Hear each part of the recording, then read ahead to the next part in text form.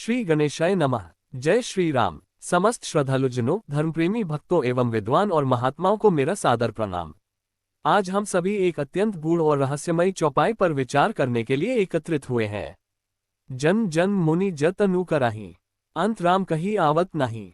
ये चौपाई हमें गोस्वामी तुलसीदास जी की अमूल्य भक्ति धारा से प्राप्त हुई है, जो न केवल भक्ति का मार्ग दिखाती है, बल्कि हमें साधना, ज्ञान, कर्म और समर्पण के वास्तविक स्वरूप का बोध कराती है।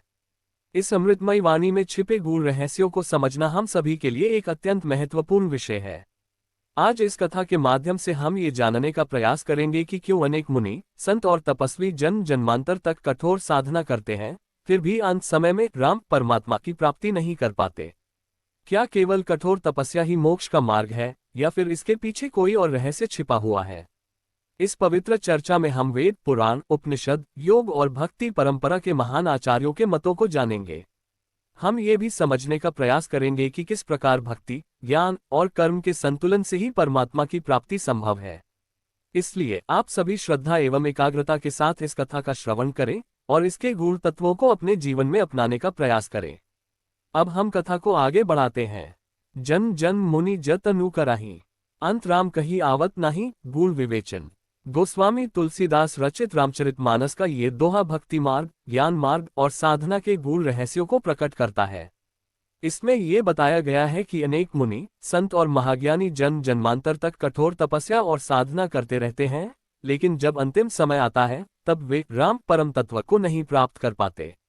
ये चौपाई हमारे ध्यान और साधना के मूल स्वरूप पर प्रश्न चिन्ह लगाती है। क्या मात्र तपस्या और जप तप ही मोक्ष या परम सत्य की प्राप्ति के लिए पर्याप्त है, या फिर इसके लिए कोई और गूढ़ रहस्य भी छिपा हुआ है?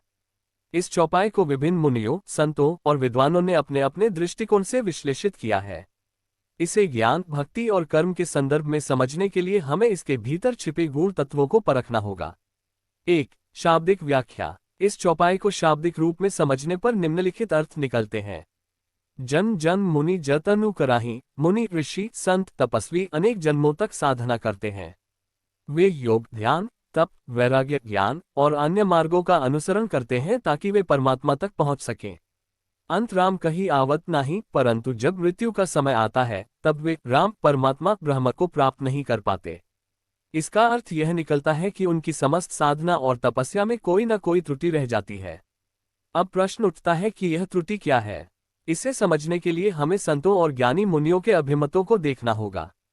2. संतों एवं मुनियों के विचारों का विश्लेषण।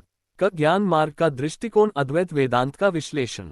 अद्वैत वेदांत के अनुसार ब्रह्म सत्य है और जगत मिथ्या।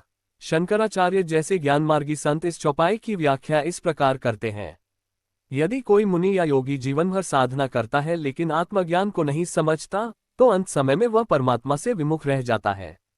राम यहाँ केवल एक नाम नहीं बल्कि परब्रह्म का प्रतीक है। यदि साधना केवल बाह्य रूप से की जाए और आंतरिक रूपांतरण न हो, तो अंत में वह साधना व्यर्थ हो जाती है। आत्म साक्षात्कार के बिना कोई भी मुनि या योगी अंतिम समय में राम परम आनंद स्वरूप को प्राप्त नहीं कर सकता। भक्ति मार्ग का दृष्टिकोण। रामानुजाचार्य एवं संत तुलसीदास का मत। भक्ति मार्ग के संतों के अनुसार यदि कोई मुनि या साधक केवल कठोर तपस्या में ही लीन रहता है, लेकिन उसके हृदय में प्रेम और भक्ति का भाव नहीं है, तो वह राम को प्राप्त नहीं कर सकता। रामचरितमानस का मूल संदेश यह है कि केवल साधना, योग या ज्ञान पर्याप्त नहीं है, जब तक कि उसमें प्रेम और भक्ति का संयोग न हो।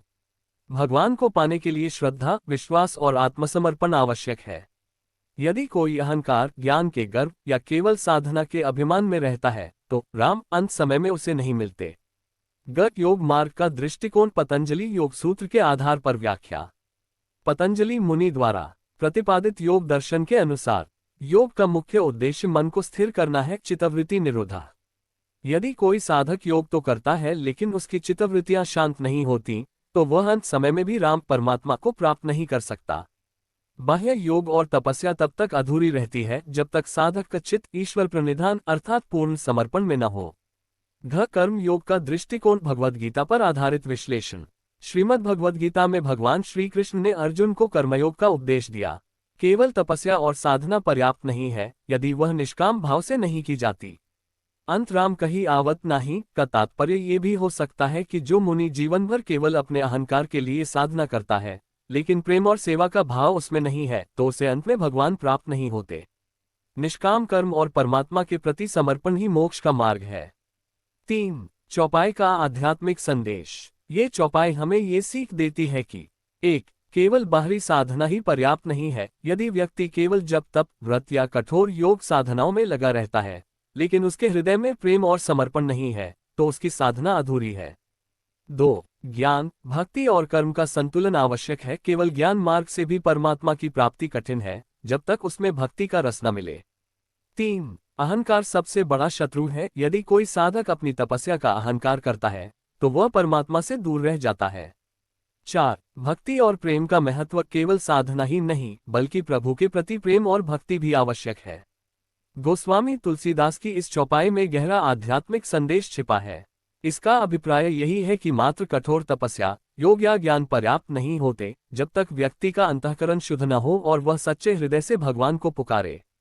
ये चौपाई हमें ये शिक्षा देती है कि 1. परमात्मा की प्राप्ति के लिए केवल बाहरी तपस्या नहीं, बल्कि हृदय की भक्ति और समर्पण भी आवश्यक है।